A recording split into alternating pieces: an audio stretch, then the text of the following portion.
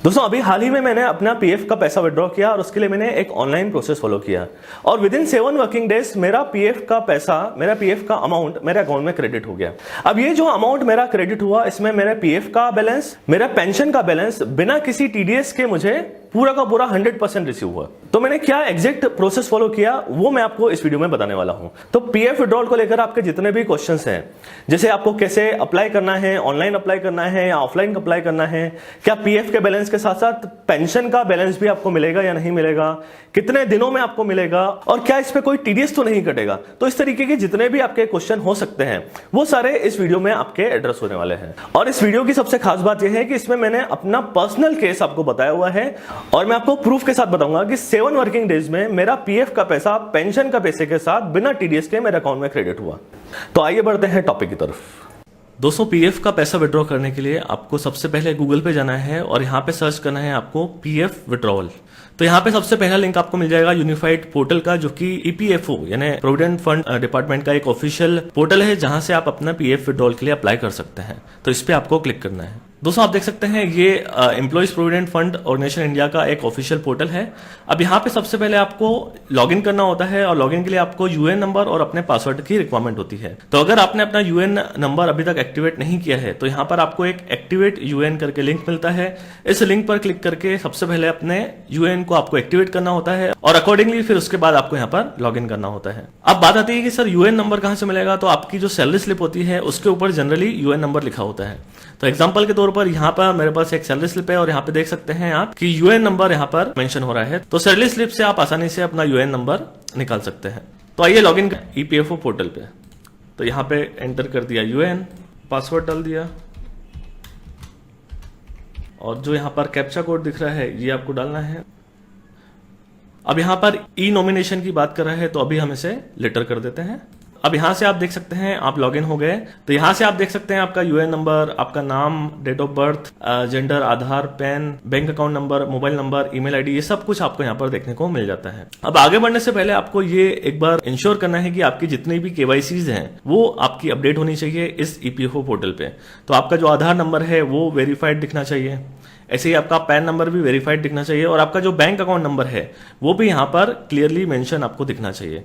अगर ये तीनों में से एक भी आपकी केवाईसी अगर अपडेटेड नहीं है तो पहले आपको इस केवाईसी को अपडेट कराना होगा और उसके लिए आपको संपर्क करना होगा अपने एम्प्लॉयर से। और सपोज अगर आप अपने एम्प्लॉयर के कांटेक्ट में नहीं हैं तो उस केस में आपको पीएफ डिपार्टमेंट से कांटेक्ट करना होगा और अपनी इन केवाईसीज को अपडेट कराना होगा, क्योंकि इन केवाईसीज को अपडेट किए बिना प्रोसेस करते हैं तो पीएफ का पैसा आपके अकाउंट में नहीं आएगा। तो बेहतर यही है कि पहले आप अपनी ये केवाईसीज जो है अपडेट करवा लें। अब पीएफ विड्रॉल का प्रोसेस स्टार्ट करने से पहले आपको चेक कर लेना चाहिए कि आपके पीएफ अकाउंट में कितना बैलेंस है, यानी कितना पैसा आपके अकाउंट में आने वाला है। तो उसके लिए आप यहाँ पे जाएंगे व्यू में, तो यहाँ पे आपको पासबुक का ऑप्शन दिखेगा।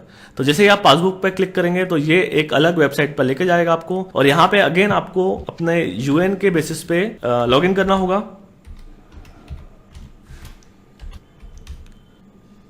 और यहाँ पे फिर आपको अपना लेटेस्ट एम्प्लॉयर सिलेक्ट करना होगा, देन व्यू पासबुक। तो यहाँ पे आपको टोटल बैलेंस दिख जाएगा कि एम्प्लॉय का कंट्रीब्यूशन कितना है और एम्प्लॉयर का कंट्रीब्यूशन कितना है और टोटल पीएफ का बैलेंस है 1,77,850 रुपीज का। और इसके अलावा यहाँ पर आपका पेंशन का पैसा भी आपको दिखेगा, 37,988 का पेंशन का पैसा है। तो जब भी हम पीएफ विड्रॉल की बात करते हैं तो यहाँ पर पेंशन का भी इंक्लूड होता है। तो जो आपका पीएफ कटता है वो 2 पोर्शन में डिवाइड होता है। उसका एक मेजर पोर्शन होता है पीएफ और उसमें से कुछ पोर्शन आपका पेंशन में कंट्रीब्यूट होता है। तो आप पीएफ का भी विड्रॉल कर सकते हैं और पेंशन का भी विड्रॉल कर सकते हैं। बट यहाँ पर एक छोटा सा कैच है। अब कैच ये है कि पेंशन का पैसा आप तभी विड्रॉ कर सकते हैं जब आपने किसी ऑर्गेनाइजेशन में कम से कम 6 महीने जॉब किया हो और आपका जो टोटल एम्प्लॉयमेंट है वो 10 साल से ज्यादा नहीं होना चाहिए। अगर आपका एम्प्लॉयमेंट 6 महीने से कम का है तो आप पेंशन का पैसा विड्रॉ नहीं कर पाएंगे और अगर आपका टोटल एम्प्लॉयमेंट यानी जितने भी आपने एम्प्लॉयर्स को सर्व किया है वो टोटल एम्प्लॉयमेंट अगर आपका 10 साल से ज्यादा है तो भी आप अपने पेंशन का पैसा नहीं निकाल पाएंगे। तो इस केस में आपको पेंशन का जो ये पैसा है ये पेंशन के रूप में मिलेगा जब आप एक स्पेसिफाइड एज अटेंड कर लेते हैं। तो आपको ध्यान रखना है कि 6 महीने से कम आपका एम्प्लॉयमेंट नहीं होना चाहिए और 10 साल से ज्यादा आपका एम्प्लॉयमेंट नहीं होना चाहिए, तो ही आप अपने इस पेंशन के पैसे को विड्रॉ कर पाएंगे। तो यहां से हमने ये चेक कर लिया कि हमारा पीएफ का कितना बैलेंस है और हमारे पेंशन का। तो आपको ये हमेशा ध्यान रखना है कि अगर आपने एक से ज्यादा कंपनीज में जॉब किया है तो आपको आपके जो प्रीवियस एम्प्लॉयर है उसका जो पीएफ का बैलेंस है उसको ट्रांसफर करना पड़ता है करंट एम्प्लॉयर के पीएफ में। उसके बाद ही आपको ये विड्रॉल का क्लेम करना है। उसके पहले अगर आप क्लेम करेंगे तो आपके प्रीवियस एम्प्लॉयर का जो पीएफ का बैलेंस है उसको निकालने में आपको दिक्कत आ सकती है, क्योंकि जो पीएफ का पोर्टल है ये केवल करंट एम्प्लॉयर का जो पीएफ का बैलेंस है उसके हिसाब से वर्क करता है। अब वापस आ जाते हैं हम अपने ईपीएफओ पोर्टल पे। अब पीएफ का अमाउंट क्लेम करने के लिए आपको यहाँ पर ऑनलाइन सर्विसेज पे आना है और यहाँ पर आप देख सकते हैं आपको 4 फॉर्म दिख रहे हैं, form 31, form 19, form 10C and 10D। तो ये चारों फॉर्म के बारे में मैं आपको एक बार बता देता हूँ। फॉर्म 31 आपका एडवांस पीएफ के लिए रहता है, यानी अगर आप जॉब में कंटिन्यू हैं और आप किसी पर्पस के लिए, सपोज मैरिज के लिए या घर खरीदने के लिए अगर पीएफ का विड्रॉ कर रहे हैं तो इसे एडवांस पीएफ बोलते हैं। उस केस में आपको फॉर्म 31 भरना पड़ता है। अगर आपका जॉब टर्मिनेट हो चुका है, यानी आपने किसी रीजन से जॉब छोड़ दिया है, उस केस में अगर आप अपना पीएफ विड्रॉ करना चाहते हैं तो उस केस में आपको फॉर्म 19 भरना होता है। फॉर्म 10C होता है पेंशन के विड्रॉल के लिए, यानी अगर आपका जो जॉब है वो 6 महीने से ज्यादा है पर 10 साल से कम है और उस केस में आप पेंशन का विड्रॉ कर सकते हैं, जैसा कि मैंने आपको बताया। तो पेंशन का पैसा विड्रॉ करने के लिए आपको 10C भरना होता है। और ऐसे ही अगर 10 साल से ज्यादा अगर आपका एम्प्लॉयमेंट हो जाता है, उस केस में आपको पेंशन का पैसा विड्रॉ करना है तो वो आप अपना रिटायरमेंट की एज अटेंड करने के बाद कर सकते हैं। उस केस में आपको फॉर्म 10D भरना होता है। तो आज का ये जो हमारा केस है ये एम्प्लॉयमेंट टर्मिनेशन का है, यानी एम्प्लॉय ने अपना जॉब छोड़ दिया है, उसने 4 साल 4.5 साल जॉब किया है, तो इस वजह से वो पीएफ भी विड्रॉ कर रहा है और साथ ही साथ में अपना पेंशन भी विड्रॉ कर पा रहा है, क्योंकि 6 महीने से ज्यादा हो चुका है और 10 साल से कम है। तो हमारे लिए जो रिलेवेंट फॉर्म है वो फॉर्म 19 और फॉर्म 10C रहेगा। तो इस पे आपको क्लिक कर देना है। जैसे ही आप क्लिक करेंगे तो यहाँ पर आपकी सारी डिटेल आ जाएंगी। अब आगे बढ़ने से पहले आपको यहाँ पर बैंक अकाउंट को वेरीफाई करना होता है, बट उसके पहले भी आपको ये चेक करना होता है कि आपका यहाँ पर डेट ऑफ एग्जिट जो है वो मेंशन होना चाहिए। तो DOJ का मतलब होता है डेट ऑफ ज्वाइनिंग और DOE का मतलब होता है डेट ऑफ एग्जिट। तो आपका एम्प्लॉयमेंट टर्मिनेट हो जाना चाहिए। अगर आपका एम्प्लॉयमेंट कंटिन्यू है, यानी अभी आप प्रेजेंटली जॉब कर रहे हैं, तो उस केस में आप एडवांस में पीएफ निकाल सकते हैं, पर उसके लिए डिफरेंट फॉर्म है, फॉर्म 31, जैसा कि मैंने आपको बताया। तो मेरे केस में यहाँ पर जो डेट ऑफ ज्वाइनिंग है वो जुलाई 2016 है और डेट ऑफ एग्जिट है वो है जनवरी 2019। यहाँ पे रीजन ऑफ लिविंग भी आपको दिख जाएगा, सीजेशन यानी शॉर्ट नोटिस, यानी कि एम्प्लॉय ने अपनी मर्जी से जॉब को क्विट कर दिया है। अब यहाँ पर डेट ऑफ एग्जिट को इंश्योर करने के बाद आपको अपना अकाउंट नंबर कंफर्म करना होता है। तो यहाँ पे अकाउंट नंबर की लास्ट 4 डिजिट्स डालनी है। आप यहाँ पे आपको बिल्कुल सावधानी रखनी है कि आपको बैंक अकाउंट नंबर 2 बार चेक कर लेना है, क्योंकि इसी बैंक अकाउंट में आपका पैसा आना है। क्योंकि सपोज अगर आप यहाँ पर गलत अकाउंट नंबर डाल देते हैं और पैसा किसी और के अकाउंट में चले जाता है तो फिर उसको रिकवर करने में आपको काफी प्रॉब्लम आ सकती है और शायद ये भी हो सकता है कि आप ये पैसा रिकवर ही ना कर पाए। तो आपको यहाँ पर बहुत सावधानी रखनी है ये बैंक अकाउंट नंबर की डिजिट्स डालने में। तो जो बैंक अकाउंट नंबर आपका अपडेटेड है उसकी लास्ट की 4 डिजिट्स यहाँ पर नहीं लिखी होंगी, वो आपको यहाँ पर लिखकर वेरीफाई पे क्लिक करना है। तो ये आपको एक पॉपअप आ जाएगा जहां पर पीएफ डिपार्टमेंट आपसे कंफर्म करता है कि ये वही बैंक अकाउंट है जिसमें आपका पीएफ का पैसा क्रेडिट होने वाला है। इसमें आपको इंश्योर करके यस पे क्लिक कर देना है। तो यहाँ पर ये ग्रीन टिक आ जाएगा। इसका मतलब ये है कि आपका जो अकाउंट नंबर अपडेटेड है यहाँ पर उसकी सही डिजिट्स आपने यहाँ पर एंटर कर दी है। इतना करने के बाद यहाँ पे आपको बॉटम में एक टैब मिलेगा, प्रोसीड टू ऑनलाइन क्लेम। इस पे आपको क्लिक कर देना है। यहाँ पर जैसे ही आप क्लिक करेंगे यहाँ पे अगेन आपकी डिटेल्स सारी आपको मेंशन दिख जाएंगी। अब यहाँ पर आपको ध्यान रखना है कि आपका पैन नंबर सही अपडेटेड है, क्योंकि अगर आपका पैन नंबर यहाँ पर अपडेटेड नहीं है तो उस केस में आपका 30% तक टीडीएस कट जाएगा। तो ये चीज आपको ध्यान रखना है कि आपका पैन नंबर यहाँ पर अपडेटेड हो। उसके बाद यहाँ पर date of joining, date of leaving या डेट ऑफ एग्जिट, ये सब कुछ आ रहा है। I want to apply for में यहाँ पर आपको देखो 2 फॉर्म दिख रहे हैं। जैसा कि मैंने आपको बताया फॉर्म 19 जो है वो आपके पीएफ विड्रॉल का है और फॉर्म 10C जो कि पेंशन विड्रॉल का है। अब ये दोनों फॉर्म आपको सेपरेटली अलग अलग भरने पड़ते हैं, यानी ये जो प्रोसेस हम अभी कर रहे हैं ये आपको 2 बार करनी है। एक बार आपको पीएफ विड्रॉल के लिए करनी है और सेम प्रोसेस फिर आपको एक बार आपके पेंशन विड्रॉल के लिए करनी है। हालांकि यहाँ पर एक ऑप्शन होना चाहिए जिसमें दोनों प्रोसेस एक साथ हो सके, बट अभी तक ऐसा नहीं है, तो आपको ये प्रोसेस 2 बार करना पड़ेगा। तो चलिए पहले प्रोसीड करते हैं फॉर्म 19 पर। तो जैसे ही फॉर्म 19 पर हमने क्लिक किया, अब यहाँ पे आपको ध्यान देना है कि अगर आपका पीएफ का पैसा 50,000 रुपए से ऊपर है तो फिर उस केस में आपका 10% टीडीएस कट जाएगा। सपोज आप पीएफ का पैसा 1 लाख रुपए विड्रॉ करते हैं तो उस केस में पीएफ डिपार्टमेंट आपका 10% टीडीएस काट लेगा और आपको केवल 90,000 देगा। तो ये जो आपका टीडीएस कटा है 10,000 का, वो अभी आपको नहीं मिलेगा, वो बाद में आपको इनकम टैक्स रिटर्न फाइल करना पड़ेगा फाइनेंशियल ईयर एंड होने के बाद। और अगर आप रिफंड के लिए एलिजिबल होंगे, यानी अगर आपका इनकम कम होगा और उसके अकॉर्डिंगली अगर आपका टीडीएस रिफंड बनता है तो फिर आपको वहां से रिफंड लेना पड़ेगा। बट टीडीएस कटने से बचाने के लिए आपके पास एक ऑप्शन है, यहां पर आप फॉर्म 15G अपलोड कर सकते हैं। फॉर्म 15G क्या होता है? एक डिक्लेरेशन होता है कि सर मेरी जो एनुअल इनकम है वो टैक्सेबल लिमिट से कम है, इसलिए मेरा टीडीएस ना काटा जाए। तो ये फॉर्म 15G आपको भरना पड़ता है फिजिकली और उसको फिर स्कैन करके यहां पर अपलोड करना होता है। तो अभी मैंने ये जो फॉर्म 15G है वो भर के और स्कैन करके रखा हुआ है और मैं उसे यहां पर अपलोड कर दूंगा ताकि मेरा टीडीएस नहीं कटे और जितना भी मैं यहां पर पीएफ विड्रॉ कर रहा हूं वो पूरा का पूरा 100% मेरे अकाउंट में क्रेडिट हो। तो आई होप आपको समझ में आ गया होगा फॉर्म 15G क्या है। ऐसे ही अगर आप सीनियर सिटीजन हैं तो आपको फॉर्म 15G की जगह फॉर्म 15H भरना होता है। तो यहां से आप देख सकते हैं इनकम टैक्स एक्ट का ये फॉर्म 15G मैंने यहां पर डाउनलोड करके और उसे मैनुअली पूरा फिल किया हुआ है और फिल करने के बाद उसको स्कैन करा के रखा हुआ है। अब मुझे क्या करना है, यहां पर फॉर्म 15G चूज फाइल करके उस फाइल को यहां पर अपलोड कर देना है। अब आपको यहां पर ध्यान देना है कि ये जो आपका 15G स्कैन होना चाहिए केवल पीडीएफ फॉर्मेट में होना चाहिए। तो अगर ये पीडीएफ के अलावा किसी और फॉर्मेट में है, जैसे कि वो इमेज के फॉर्मेट में है, तो यहां पर वो एक्सेप्ट नहीं होगा। उसके बाद यहां पर आपको एम्प्लॉय का एड्रेस फिल कर देना है।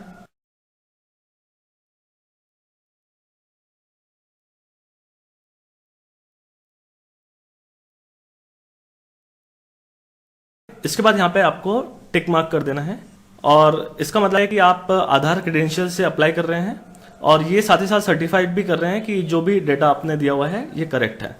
इसके बाद यहां पर आपको गेट आधार ओटीपी पे क्लिक कर देना है। ऐसा करने से आपके आधार नंबर में जो मोबाइल नंबर रजिस्टर्ड होगा उसकी लास्ट डिजिट आप देख सकते हैं, लास्ट 4 डिजिट्स आपको दिख रही होंगी। इस पे आपको एक ओटीपी आएगा, वो ओटीपी यहां पर आपको एंटर कर देना है और सबमिट फॉर्म पे क्लिक कर देना है। ओटीपी ध्यान से भरने के बाद आपको यहाँ पर validate OTP and submit claim form पे क्लिक कर देना है। तो ओटीपी वेरीफाई होने के बाद यहाँ पे आप देख सकते हैं OTP has been verified, e KYC updated and PF final withdrawal claim form submitted successfully on unified portal, please click here to view PDF. तो जो हमारा पीएफ का क्लेम है वो हम सक्सेसफुली सबमिट कर चुके हैं। यहाँ पर हम क्लिक करके पीडीएफ व्यू कर लेते हैं। तो जो हमने फॉर्म अभी ऑनलाइन अप्लाई किया है ये पूरा पीडीएफ में आप देख सकते हैं। पीएफ फाइनल सेटलमेंट के लिए हमने अप्लाई किया है, नाम और ये सब कुछ आ जाएगा। यहाँ पे नीचे आपका पूरा detail, bank account number, IFSC code, ये सब कुछ आ जाएगा, ये आप देख सकते हैं। तो आप चाहें तो इसे आप सेव करके रख लीजिए। आप ट्रैक क्लेम स्टेटस पे भी क्लिक करके देख सकते हैं कि ये सबमिट हुआ है कि नहीं। तो यहाँ पे आप देखेंगे तो ये आपका फॉर्म 19 हमने 12 अगस्त को 10:01 पे सबमिट किया है। तो ये हमारा करंट अभी स्टेटस है। अब ये स्टेटस आपका जैसे जैसे चेंज होता जाएगा, जैसे जैसे प्रोसेस होता जाएगा वैसे वैसे इसका स्टेटस चेंज होता जाएगा।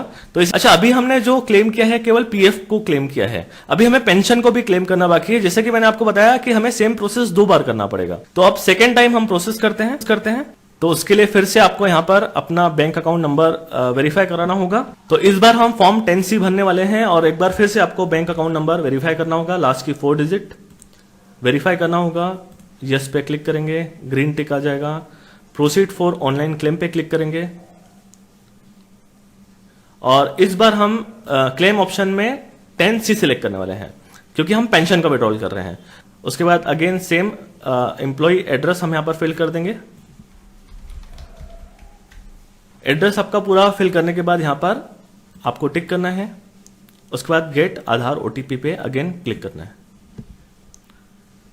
अगेन आपके जो मोबाइल नंबर है जो आपके आधार में रजिस्टर्ड है उस पर एक ओटीपी आएगा। तो वो जो ओटीपी आया है उसको सेम प्रोसेस आपको यहाँ पर टाइप कर देना है और यहाँ पे validate OTP and submit claim form पे क्लिक कर देना है। ये साइट थोड़ा स्लो काम करता है तो आपको यहाँ पर वेट करना होता है। तो ये आपको ध्यान रखना है कि आपको जल्दी नहीं करना है और कुछ भी बैक स्पेस या रिफ्रेश क्लिक नहीं करना है क्योंकि उस केस में फिर आपको प्रोसेस वापस से करना पड़ सकता है। अब यहाँ पे अगेन आप देख सकते हैं OTP has been verified, e KYC updated and PF final withdrawal claim form submitted successfully on unified portal. अब अगेन यहाँ पर आप क्या कर सकते हैं, ऑनलाइन सर्विसेज में जाकर ट्रैक क्लेम स्टेटस पे क्लिक करके देख सकते हैं। अब यहाँ से आप ऑनलाइन क्लेम स्टेटस में देख सकते हैं कि 12 अगस्त 2019 को हमने 10:01 पर फॉर्म 19 भरा है, जिसमें हमने पीएफ का अपना विड्रॉल क्लेम किया है। और इसी तरीके से सेम डे 12 अगस्त को 10:09 पे हमने फॉर्म 10C भरा है, जिसमें हमने पेंशन का पैसा विड्रॉ करने के लिए क्लेम किया हुआ है। अब ये जो करंट स्टेटस है ये online claim submitted at the portal है। अब इसे पीएफ डिपार्टमेंट प्रोसेस करेगा और 7 से 10 दिनों के अंदर जो भी टाइम लगता है उसमें ये जो पैसा है वो मेरे बैंक अकाउंट में डाल देगा, जो कि हमने यहाँ पर इन दोनों फॉर्म के टाइम पर मेंशन किया हुआ है। अब जैसा कि मैंने आपको ये पूरा प्रोसेस बता दिया है, अब इस वीडियो को मैं अभी अपलोड नहीं करूँ, अब मैं वेट करूंगा 7 दिन, 10 दिन, 15 दिन, जितने दिन भी लगते हैं ये दोनों पैसा मेरे अकाउंट में क्रेडिट होने में। और जिस दिन मेरा ये पैसा अकाउंट में क्रेडिट हो जाएगा उस दिन मैं इसका सेकंड पार्ट रिकॉर्ड करूंगा और इसी वीडियो के साथ मर्ज करके आपको प्रूफ के साथ दिखाऊंगा कि इस तरीके से जो है प्रोसेस किया, फॉर्म 19 और फॉर्म 10C ऑनलाइन भरा और उसके बाद 7 दिन या 10 दिन या जितने भी दिन लगे उतने दिन में मेरा पैसा मेरे बैंक अकाउंट में आ गया। और वो बैंक अकाउंट का स्टेटमेंट भी मैं आपको बताऊंगा, तो उससे आप ज्यादा अच्छे तरीके से कनेक्ट कर पाएंगे और आपको कॉन्फिडेंस आएगा कि आप ऑनलाइन अच्छे से इसे कैसे क्लेम कर सकते हैं। दोस्तों, क्लेम का स्टेटस चेक करने के लिए मैंने लॉगिन कर लिया है ईपीएफओ पोर्टल पर और यहां पर आपको ऑनलाइन सर्विसेज में जाकर ट्रैक क्लेम स्टेटस पर क्लिक करना है। तो यहां पर आप देख सकेंगे कि हमने फॉर्म 10C और फॉर्म 19 के जरिए 12 अगस्त को अप्लाई किया था और 13 अगस्त को ये सेंड टू फील्ड ऑफिस भेज दिया गया था और अभी इसका जो करंट स्टेटस आ रहा है वो सेटल्ड आ रहा है। अब हम इसे चेक कर लेते हैं कि कौन सी डेट पर ये सेटलमेंट हुआ है और कौन सी डेट पर अकाउंट में क्रेडिट हुआ है। अब सेटलमेंट देखने के लिए आपको यहां पर जाना है व्यू में और क्लिक करना है पासबुक पर। तो ये आपको passbook.epfindia.gov.in पे लेके जाएगा और यहां पे भी आपको आपके यूएन से लॉगिन कर लेना है। लॉगिन करने के बाद आपको यहां पर, जैसा कि मैंने बताया, जो सबसे लास्ट वाला होता है वो लेटेस्ट आपका एम्प्लॉयर होता है, यहां पर क्लिक करना है और व्यू क्लेम स्टेटस पे आपको क्लिक कर लेना है। तो यहां से हम देखें तो इनको जो क्लेम रिसीव हुआ था वो 13 अगस्त को हुआ था, 12 अगस्त को हमने अप्लाई किया था, 13 अगस्त को क्लेम इनको रिसीव हुआ जैसा कि हमने देखा था वहां पर सेंड टू फील्ड ऑफिस, और 21 अगस्त को इन्होंने ये क्लेम सेटल कर दिया। और जो सेटलमेंट किया वो पेमेंट सेंट वाया एनईएफटी, 21 अगस्त 2019 को इन्होंने एनईएफटी के जरिए क्लेम सेटल कर दिया। तो ये जो सेटलमेंट है ये फॉर्म 10C का सेटलमेंट है, यानी कि पेंशन का सेटलमेंट है। इसी तरीके से नीचे आ जाएंगे आप तो आपको यहां पे फॉर्म 19 का भी सेटलमेंट दिखेगा। ये वाला जो क्लेम है ये भी 13 अगस्त 2019 को मिला था और इसमें हमने फॉर्म 19 के जरिए पीएफ का बैलेंस क्लेम किया था। और यहां पे आप देख सकते हैं ये स्टेटस भी आपका सेटल्ड आ रहा है और ये जो सेटल किया गया है ये भी एनईएफटी के जरिए सेटल किया गया है 19 अगस्त 2019 को। यहां पे आपको डेट दिख रही है। तो 19 अगस्त 2019 को मेरा पीएफ का बैलेंस मेरे अकाउंट में क्रेडिट हो गया और इसी तरीके से 21 अगस्त को ठीक 2 दिन बाद मेरे पेंशन का पैसा भी 57,177 मेरे अकाउंट में क्रेडिट हो गया। तो जिस बैंक अकाउंट में ये क्रेडिट हुआ है उसका भी स्टेटमेंट खोल के मैं आपको चेक करा देता हूं। तो मैंने लॉगिन कर लिया है पीएनबी नेट बैंकिंग में, जहां पर मुझे ये पीएफ का पैसा रिसीव हुआ है और यहां पर हम अकाउंट स्टेटमेंट चेक कर लेते हैं। अकाउंट स्टेटमेंट में हमने जो डेट डाल दी वो पिछले महीने की डाल दी और यहां से हमने सर्च कर लिया क्योंकि अगस्त के महीने में हमें, तो यहां पे देखेंगे तो अगस्त में केवल 3 ट्रांजेक्शन हुए हैं इस बैंकिंग में। एक ट्रांजेक्शन तो मेरा होम लोन का जो ईएमआई है उसके डेबिट का है और इसके अलावा 2 मुझे क्रेडिट आए हैं। एक क्रेडिट आया है 1,95,862 का जो कि मुझे पीएफ का पैसा आया है और यह आया है मुझे 20 तारीख को। और इस तरीके से 22 तारीख को मुझे प्रोविडेंट फंड ऑर्गेनाइजेशन से एक और पैसा आया 57,177 का और ये अमाउंट है पेंशन का। अब यहां से मैं आपको अमाउंट भी टैली करके दिखा देता हूं। 195,862 पीएफ। तो हम अगर पीएफ का हमारा जो विड्रॉवल हुआ है ये क्लेम, इसका हम टोटल लगाते हैं एम्प्लॉय शेयर का और एम्प्लॉयर के शेयर का। तो ये है 136,494 प्लस 59,368, ये होता है 195,862 और यही अमाउंट मुझे 195,862 का क्रेडिट हुआ है। तो आप देख सकते हैं यहां पर मेरा टीडीएस नहीं कटा है। जनरली अगर आपका पीएफ का बैलेंस 50,000 से ऊपर का होता है और आप विड्रॉ करते हैं तो आपका 10% टीडीएस कटता है, पर जैसा कि मैंने आपको बताया कि हमने फॉर्म 15G फिलअप किया था तो उस वजह से मेरा यहां पर टीडीएस नहीं कटा है। तो फॉर्म 15G आप कहां से डाउनलोड कर सकते हैं उसका लिंक मैं आपको डिस्क्रिप्शन बॉक्स में दे दूंगा और वहां से आप फॉर्म 15G डाउनलोड करें, उसे प्रॉपर्ली फिल करें और पीएफ के विड्रॉल प्रोसेस के समय उसे प्रॉपर प्लेस पर अपलोड करें ताकि आपका भी टीडीएस नहीं कटे। आपको यह प्रोसेस बड़ी ही सिंपल तरीके से समझाने के लिए मैंने अपनी पूरी कोशिश की है। आई होप कि आपके लिए यह वीडियो हेल्पफुल रहा होगा और आपको इससे कुछ ना कुछ सीखने को मिला होगा। वीडियो अगर आपको पसंद आया हो तो इसे लाइक जरूर कीजिएगा और अगर आप पहली बार विजिट कर रहे हैं चैनल पर तो चैनल को सब्सक्राइब जरूर करें और बेल आइकन जरूर प्रेस करें ताकि जब भी मैं कोई नया वीडियो अपलोड करूंगा उसका नोटिफिकेशन आपको मिल जाएगा और आप मेरी कोई भी वीडियो मिस नहीं करेंगे। चैनल को अपने फ्रेंड्स और रिलेटिव्स में जरूर शेयर करें ताकि वो भी इसी प्रकार के वीडियोस का बेनिफिट उठा सकें। तो दोस्तों आज के लिए बस इतना ही। जल्दी मुलाकात होगी एक और नए इंटरेस्टिंग और इंफॉर्मेटिव वीडियो के साथ। जय हिंद, धन्यवाद।